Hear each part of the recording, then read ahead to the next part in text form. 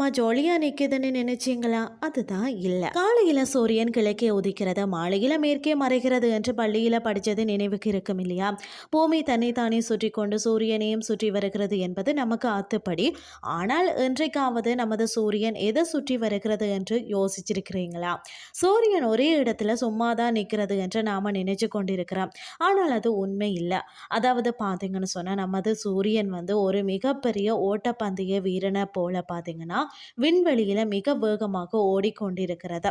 அதாவது நமது சூரியன் பார்த்தீங்கன்னா பால்வழி மண்டலம் எனப்படும் கேலக்சியின் மையத்தை சுற்றி வருகிறது. அதுவும் பார்த்தீங்கன்னா சாதாரண வேகத்தில் இல்லைங்க, மணிக்கு 8,00,000 கிலோமீட்டர் வேகத்தில் அது வந்து பயணிக்கிறதா.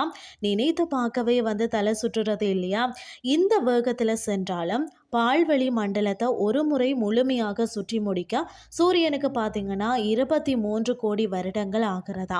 இதற்கு வந்து பார்த்தீங்கன்னா கேலக்டிக் வருடம் என்று பெயர். கடைசியாக சூரியன் இந்த இடத்துல இருந்தபோது பூமியின் டைனோசர்கள் ஜாலியாக உலாவிக் கொண்டு இருந்தன.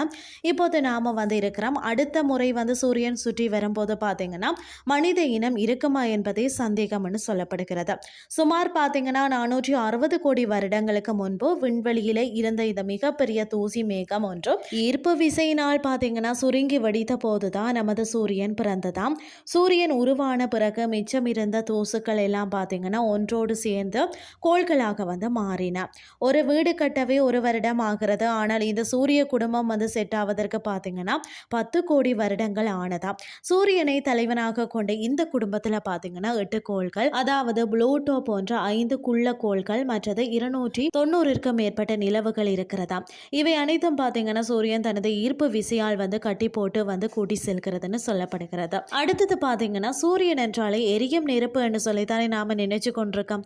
ஆனால் அங்கே எரியறதுக்கு விறகோ பெட்ரோலோ வந்து இல்லை. அது ஒரு அணுக்கரு இணைவு நடக்கும் தொழிற்சாலை. ஒவ்வொரு வினாடியும் பார்த்தீங்கன்னா 60 கோடி டன் ஹைட்ரஜன் வாயு கீலியமாக மாறுகிறது. இது சாதாரண நெருப்பு அல்லங்க. ஒவ்வொரு வினாடியும் பார்த்தீங்கன்னா கோடிக்கணக்கான ஹைட்ரஜன் குண்டுகள் வெடிப்பது போன்றதும் அங்கிருந்து உருவாகும் வெப்பம் தான் நமக்கு வெயிலாக வந்து கிடைக்கிறது. இப்போது ஒரு சுவாரஸ்யமான தகவல் என்னன்னு சொல்லி பார்த்தீங்கன்னா இன்று உங்கள் முகத்தில் படக்கூடிய அந்த வெயில் எப்போது உருவானது என்று நினைக்கிறீர்கள்? 8 நிமிடத்திற்கு முன்பு என்று நினைத்தால் அது தவறுங்க. சூரியனின் மைய பகுதியில் பார்த்தீங்கன்னா உருவாக்கக்கூடிய ஒளிர் கதிர் வந்து பார்த்தீங்கன்னா அதன் மேற்பரப்பிற்கு வந்து சேர பல லட்சம் வருடங்கள் ஆகுமாம். அப்படி கஷ்டப்பட்டு வெளியில வந்த ஒளி பூமிக்கு வரதான் வந்து 8 நிமிடங்கள் ஆகிறது. அதாவது இன்று நாம பார்க்கக்கூடிய அந்த சூரிய ஒளி உண்மையிலே வந்து கற்கால மனிதர்கள் வாழ்ந்த போதே சூரியனுக்குள்ள உருவானது. இது எவ்வளவு பெரிய ஆச்சரியம் என்று பாருங்களேன். அது மட்டும் இல்லாமல் சூரியன் அமைதியாக எரிவது போலதான் தெரிஞ்சாலும் உண்மையில பாத்தீங்கன்னா அது பயங்கரமான சத்தத்தை எழுப்புகிறதா. விண்வெளியில பாத்தீங்கன்னா காற்று இல்லாததால் அந்த சத்தம் நமக்கு கேட்கிறது இல்ல. ஒருவேளை விண்வெளியில காற்று இருந்திருந்தால் சூரியன் எழுப்பக்கூடிய அந்த பேரிரைச்சல் வந்து பூமியில இருக்கும் நம்மளுடைய காதுகளை கிழித்து விடும். அந்த அளவிற்கு பலமாக இருக்குமா. நல்ல வேலையாக வெற்றிடன் நம்மளை காப்பாற்றி இருக்கிறதா. இன்றைய கிறிஸ்டி உங்களுக்கு வந்து பிரயோசனமாக அமைஞ்சிருக்கும்னு சொல்லி நானும் நம்புறேன். இதே மாதிரி மற்றொரு கிறிஸ்டின் வயலுக்கு உங்களை சந்திக்கிறேன். நன்றி.